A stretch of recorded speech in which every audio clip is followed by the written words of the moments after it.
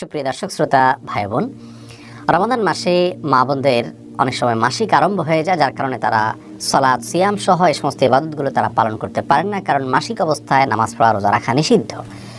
তখন একজন মা বোন রমাদানের ইবাদত বন্দেগীর মাধ্যমে কিভাবে তিনি রমাদানকে সার্থক করতে পারেন, আজ আমরা সে বিষয়ে কথা বলবো ইনশাআল্লাহ। এমনকি লাইলাতুল কদরে যদি কোনো মেয়ে মানুষের মাসিক থাকে, তো মাসিক অবস্থায়ও তিনি কিভাবে কদরের রাতে ইবাদত গুজার বান্দাদের কাতারে শামিল হতে পারেন, আজ আমরা সে বিষয়ে কথা বলবো ইনশাআল্লাহ তাআলা। রমাদান মাসে হঠাৎ করে মাসিক আরম্ভ হয়ে গেলে অনেক মা বোন কান্নাকাটি করেন, মন খারাপ করেন, তাদের কষ্ট লাগে। এই কষ্ট লাগা ইসলাম শরীয়তের দৃষ্টিকোণ থেকে প্রশংসনীয়, কারণ ইমানদার ব্যক্তি ভালো কাজ করার পরিকল্পনা ছিল কিন্তু করতে পারেননি, এরকম পরিস্থিতিতে এসে তার মধ্যে কষ্ট লাগা কাজ করবে, সেটা তার ইমানদারিত্বেরই পরিচয় বহন করে। তিরমিজি বর্ণিত হাদিসে এমনটি বলেছেন নবী সাল্লাল্লাহু আলাইহি ওয়াসাল্লাম। তিনি ইরশাদ করেছেন, মান সাররাতহু হাসানাতুহু ওয়া সাআতহু সাইয়্যাতুহু ফাহুয়াল মুমিন। যে ব্যক্তির ভালো কাজ তাকে আনন্দ দেয় আর তার মন্দ কাজ হয়ে গেলে, ভুল কিছু হয়ে গেলে পরবর্তীতে তার কষ্ট লাগা কাজ করে, এই ব্যক্তি তো ইমানদার। এটাই ইমানদারিত্বের পরিচয়। আমাদের আয়েশা রাদিয়াল্লাহু তাআলা আনহা নবী করিম সাল্লাল্লাহু আলাইহি ওয়াসাল্লামের সাথে যখন হজে ছিলেন, হঠাৎ তার মাসিক আরম্ভ হয়ে গেল, অথচ তখন হজের যে ফরজ তওয়াফ সেটি বাদ ছিল আর মাসিক অবস্থায় তওয়াফ করা যায় না, তখন তিনি কান্নাকাটি করা শুরু করলেন। নবী করিম সাল্লাল্লাহু আলাইহি সাল্লাম তাকে সান্ত্বনা দিলেন যে আল্লাহ তাআলার ফয়সালাকে মেনে নেওয়া এটাও একটা ইবাদত, এবং আর বিকল্প তিনি কি কি কাজ করতে পারেন সেগুলো তাকে পরামর্শ দিলেন। অতএব মুসলিম মেয়েদের মধ্যে ইবাদত করতে না পারার কষ্ট এবং দুঃখবোধ তাদের ভিতরে যদি থাকে, জাগ্রত হয়, তাহলে সেটি প্রশংসনীয়, সেটি নিন্দনীয় নয়। তবে সেটি যদি হাউতাসের পর্যায়ে চলে যায়, ভৎসনার পর্যায়ে চলে যায়, তাহলে কিন্তু আবার সেটি গুনাহে পর্যবসিত হতে পারে। সাধারণ দুঃখ লাগা বা কষ্ট লাগা এটা হতেই পারে, বরং ভালো। একজন ঋতুবতী নারী রমাদান মাসে ঋতু অবস্থায়ও যেভাবে তার ওই সময়টাকে তিনি সফল এবং সার্থক সময় হিসাবে কাটাতে পারেন এবং রূপান্তর করতে পারেন, তার জন্য আমরা কয়েকটি পরামর্শ দিতে চাই। প্রথম পরামর্শ হলো, আল্লাহর ফয়সালা মেনে নেওয়া। এটা কিন্তু ইবাদতের গুরুত্বপূর্ণ একটি পার্ট, বরং মূল পার্ট বলতে পারি আমরা। ইবাদতের মূল কনসেপ্টটাই হলো আল্লাহ রাব্বুল আলামিনের সমস্ত আদেশ নিষেধ, আল্লাহর সমস্ত সিদ্ধান্তগুলোকে মেনে নেওয়া।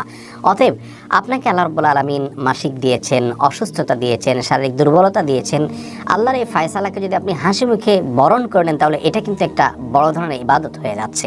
বিধায় সেটিকে আমাদের মাথায় রাখতে হবে, এবং সেই সাথে এও মনে রাখতে হবে যে নবী সাল্লাল্লাহু আলাইহি ওয়াসাল্লাম ইরশাদ করেছেন, কোনো ব্যক্তি যদি সুস্থ অবস্থায় কোনো ইবাদত করে থাকে, হঠাৎ তিনি অসুস্থ হয়ে যান, যেটা তার হাতে নয়, এমন কিছু সমস্যা চলে আসে, তখন সুস্থ স্বাভাবিক অবস্থায় তিনি যে ইবাদত বন্দেগী করতেন, অসুস্থ এবং অস্বাভাবিক পরিস্থিতিতে পড়ার কারণে যে ইবাদত করতে পারছেন না, আল্লাহ তাআলা তাকে স্বাভাবিক অবস্থায় যে ইবাদত করতেন সেরকম সওয়াব দান করবেন।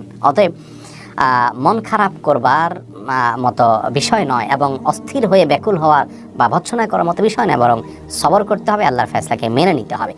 দ্বিতীয় পরামর্শ হলো, নবী রাসূলুল্লাহ সাল্লাল্লাহু আলাইহি ওয়াসাল্লাম বলেছেন, মান হাম্মা বিহাসানাতিন ফালাম ইয়ামালহা। যে ব্যক্তি কোনো ভালো কাজ করার প্রতিজ্ঞা করেছে, প্ল্যান করেছে, কিন্তু করতে পারলো না, ফালাহু বিহা হাসানা, তাহলে সে যে ভালো নিয়ত করেছিল এই জন্য তিনি কিন্তু সওয়াব পেয়ে যাবেন। অতএব মা বোনরা ইবাদত বন্দেগীর প্ল্যান আগে থেকে করে থাকলে ইনশাআল্লাহ সে অনুযায়ী তারা সওয়াব পাবেন, মন খারাপ করার কোনো কিছু নেই। তৃতীয়ত গুরুত্বপূর্ণ একটি বিষয়, তা হলো নবী সাল্লাল্লাহু আলাইহি ওয়াসাল্লাম বলেছেন, মান দাল্লা ইলা খাইরিন ওয়া আলা খাইরিন ফালাহু মিসলু আজরি ফাইলিহি। যে ব্যক্তি কোনো ভালো কাজের পথ দেখাবে, সে ব্যক্তি ভালো কাজ সম্পাদনকারী ব্যক্তিদের সমপরিমাণ সওয়াব পাবেন। মা বোনদেরকে আমরা বলবো যে আপনি নামাজ পড়তে পারছেন না, রোজা রাখতে পারছেন না, কিন্তু পুরুষদের রোজা রাখতে আপনি হেল্প করছেন, তাদের সাহর ইফতারের ব্যবস্থা করছেন, আপনি তাদেরকে সাহরি খেতে ডেকে দিচ্ছেন, রোজা রাখার জন্য সন্তানদেরকে উদ্বুদ্ধ করছেন, নামাজ জন্য তাদেরকে ডেকে দিচ্ছেন, জামাতে শামিল হওয়ার জন্য তাদেরকে সাহায্য করছেন, সময় অনুযায়ী তাদেরকে স্মরণ করিয়ে দিচ্ছেন। এই যে বিষয়গুলো, এগুলোর মাধ্যমে কিন্তু আপনি তাদের সমপরিমাণ সওয়াব হুবহু আপনি লাভ করতে পারেন। সেই সাথে কিছু ইবাদত আছে যে ইবাদতগুলো আসলে সাধারণ অবস্থায় আমার দ্বারা করা হয়ে ওঠে না, এমনকি পুরুষরাও, আপনার বাসার পুরুষরাও হয়তো করতে পারছেন না, সেই ইবাদতগুলোকে আপনি টার্গেট করে মাসিক অবস্থা সেগুলো করুন, তাহলে পুরুষদেরকেও আপনি পেছনে ফেলে সামনে অগ্রসর হয়ে যেতে পারেন। যেমন আত্মীয় স্বজনের হক আদায় করা, বিভিন্ন সময়ের যে জিকিরগুলো আছে, রাতে শোয়ার যে দোয়া আছে, জিকির আছে, সকাল সন্ধ্যার দোয়া জিকির আছে, শুক্রবার দুরুদের আমল আছে, এরকম আরও অনেক আমল আছে যে আমলগুলো স্বাভাবিক সময় আপনি যা করেন, এই সময়টাতে এই সুযোগে আপনার সালাত সিয়ামের দায় নেই, জিম্মাদারি নেই, সেই জায়গা থেকে আপনি আরও বেশি করে এগুলো করতে পারেন। তাহলে ইনশাআল্লাহ আপনার এই মাসিকের সময়টাকে আপনি বরং আরও সফল সময় হিসাবে রূপান্তর করতে পারেন, পরিবর্তিত করতে পারেন। যে কোনো দোয়া দুরুদ, জিকির আজকার, তাসবিহ তাহলিল, ইসলামিক বই পুস্তক পড়া, ইসলামিক নলেজ অর্জন করা, এগুলো করা যেতে পারে। কোরআন কারীমের তেলাওয়াত শুনতে পারেন আপনি। তেলাওয়াত করা যাবে কিনা এটা নিয়ে মতপার্থক্য আছে। জমহুর বা বেশিরভাগ উলামা ইকরাম বলেছেন করা যাবে না, অনেক উলামা ইকরাম ইবনে তাইমিয়া রাহিমাহুল্লাহ সহ অনেকে বলেছেন করা যাবে। তো কোরআন তেলাওয়াত আপনি না করলে কোরআন তেলাওয়াত শুনতে পাচ্ছেন, অন্যের তেলাওয়াত শুনলে সমপরিমাণ সওয়াব পাচ্ছেন। সেই সাথে আপনি অভিনব এবং ভিন্নতর যে ইবাদতগুলো অন্য সময় করার সুযোগ হয় না, সেগুলো এই সময় আরও বেশি করে আপনি করার স্কোপ পাচ্ছেন, সেটাকে আপনি সর্বোচ্চ ভালোভাবে কাজে লাগাবেন। অনেক মা বোন মাসিক বন্ধ হওয়ার ঔষধ নিয়ে মাসিক বন্ধ করেন যাতে বাদবন্দি করতে পারেন। এটি জায়েজ আছে কিনা?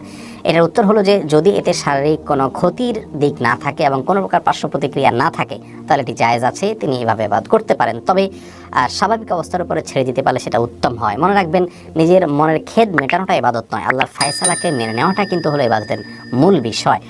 অতএব ঔষধ সেবন করে আপনি মাসিক বন্ধ করতে পারেন যদি শারীরিক কোনো ক্ষতির সম্ভাবনা না থাকে, কোনো পার্শ্ব প্রতিক্রিয়া না থাকে। আর যদি পার্শ্ব প্রতিক্রিয়া থাকে তাহলে এমনটি করা জায়েজ হবে না। আল্লাহ তাআলা আমাদের সকলকে ইবাদত বন্দেগীতে